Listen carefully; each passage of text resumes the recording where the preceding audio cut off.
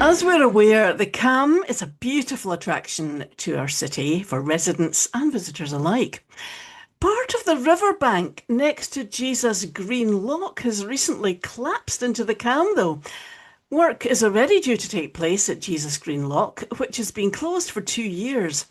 Liberal Democrat parliamentary candidate and City Councillor for Castle Ward, Cheney Payne, joins us to give her views on the matter. Thank you very much for joining us this morning, Cheney. Hi, Linda. Good morning. Thank you for having me.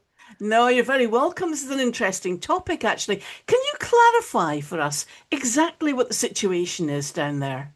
Yes, well, I don't know if you've had a chance to walk along the Cam, but some of the listeners may have done. It looks fairly disastrous. So we received the news, well, yesterday afternoon, that some of the bank of the River Cam had basically collapsed into the river, and it's just next to the Jesus Green Lock Island that, as you mentioned, has been closed for a while. So just a tiny bit further up from there, kind of between the Lock Island and the entrance to the Lido, a big chunk of the riverbank has basically slid straight downwards into the Cam.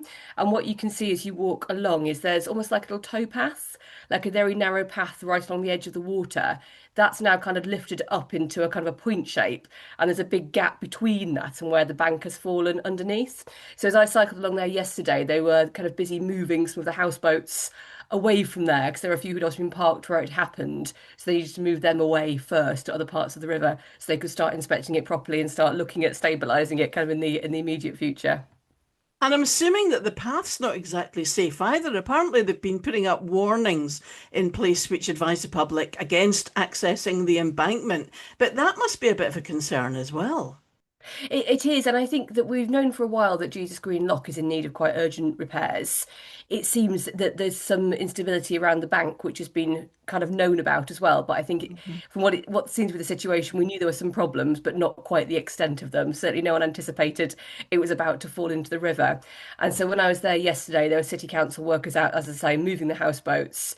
And then they were saying they'd soon be putting up signs to ask people not to walk along the embankment. The path was open when I was there yesterday, but I would imagine that as they're doing the works there, they would try to encourage people away from it. So I think it's certainly quite unsettling, quite a shock for people. Mhm. It falls at an interesting time, as at the city council meeting last week, we literally talked about the importance of the river, and there is a declaration of the rights of the river and its right to flow and its right to be maintained and restored.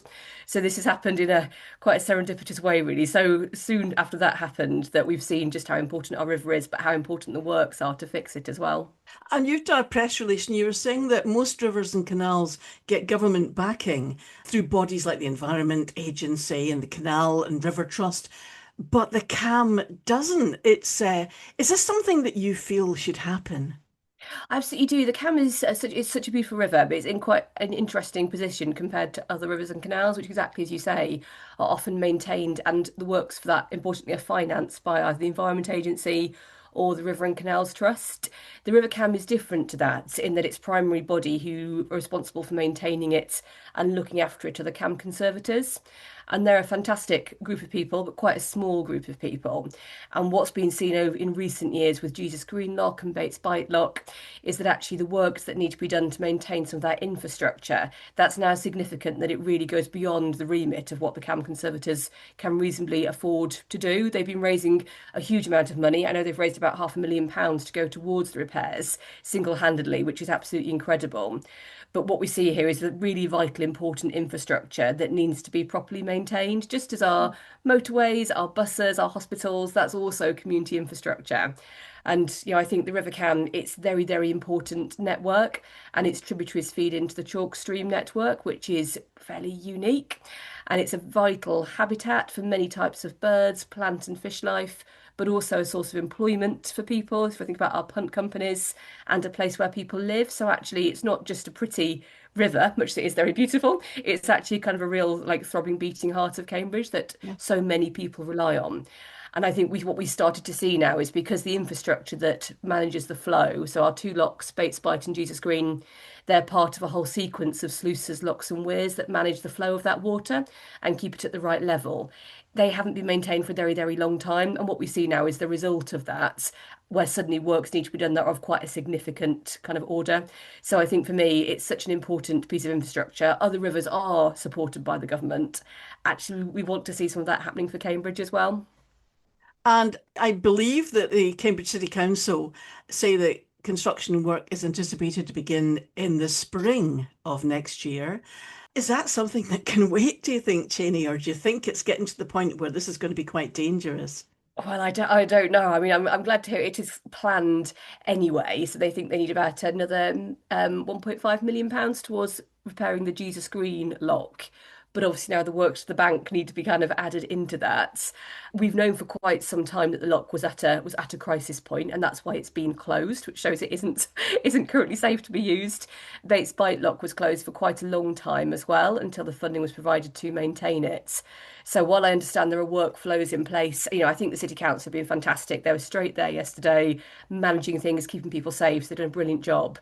But Mhm. actually, I do think this really is quite urgent. And the fact that we're now seeing things escalating, the river embankment starting to literally collapse underneath us, suggests that we do need to move as quickly as we possibly can to bring these works forwards. And it kind of sounds to me like there does need to be a better plan, maybe working hand in hand with the CAMS conservators, a better budgetary plan to finance any work that needs to be done on the CAM. Would you agree? I think that's absolutely correct. I think the Camp Conservatives are a fantastic organisation. I've met with them several times while working with the Jesus Green Lock and Bates Bite situation to try to find the funding and a way forward there. And their knowledge of the river and their connections is absolutely fantastic. I think the river is quite complicated in that there are a number of organisations and bodies who rely on it actually, who could be supporting more as well. So, as well as the City Council, the colleges, the university, the county council, some of the companies who work on the river, they're all stakeholders in a way. And I know many of them are keen to help and support, but we don't have that kind of clear structure for that to happen.